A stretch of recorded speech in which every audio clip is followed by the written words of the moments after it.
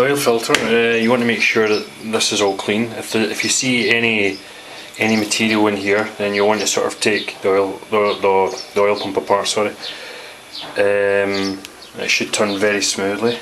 This one turns very smoothly. There shouldn't be any clinking and clunking. If there's anything wrong with it, then you'll need to either get a new one or recondition the old one. I'm going to clean this with air. The other thing we need to do is you need to clean up the sump, because clean up and take off the gasket, and I'll be doing that just now, and then I'll be cleaning it up and get it all nice and clean. And this is already spotless, and then it'll just be a case of put the oil pump in its place. It's only got one way, so there's can't go wrong there. Put it in there. These two are both torqued up to 10 newtons, and no 10 newtons, 10 foot-pounds. I'll need to look at that. I need to look at the figures for that. So what I'm going to do now is get cleaning. I finally washed out this fuel pump with diesel. You can take off these two bolts here, and you can let the diesel pass through it, or petrol, and then blow it with air and dry it off. That's a good way to clean it. Okay, well, what I do is I pour a little bit of, once I've cleaned the oil pump, cleaned the filter.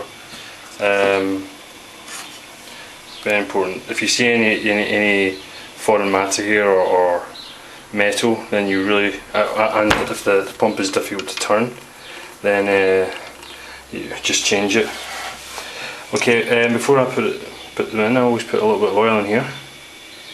It makes a bit of a mess.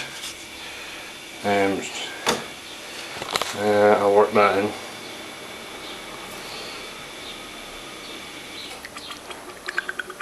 Okay. That's right. And then there's no gasket here, it's just a matter of turning it upside down. I will make a bit of a mess here. Let's get this oil out. Okay. This.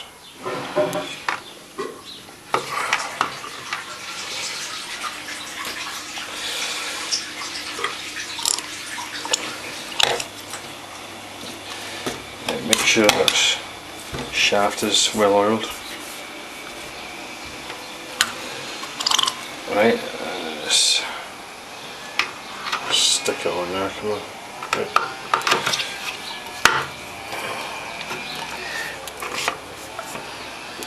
Okay.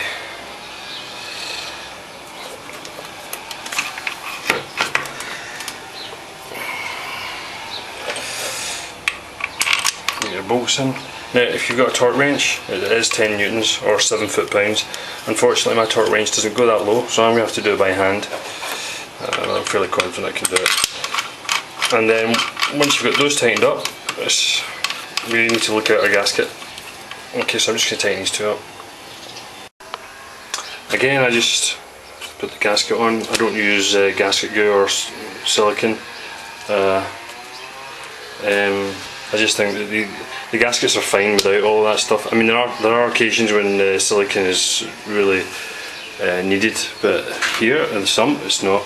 Also, if you have to take it off, if you want to take a look, if you've just got the gasket there, it will come off without having to break. You won't break the gasket, and you can have a look at things if you're curious to see how the engine's doing after its new rebuild.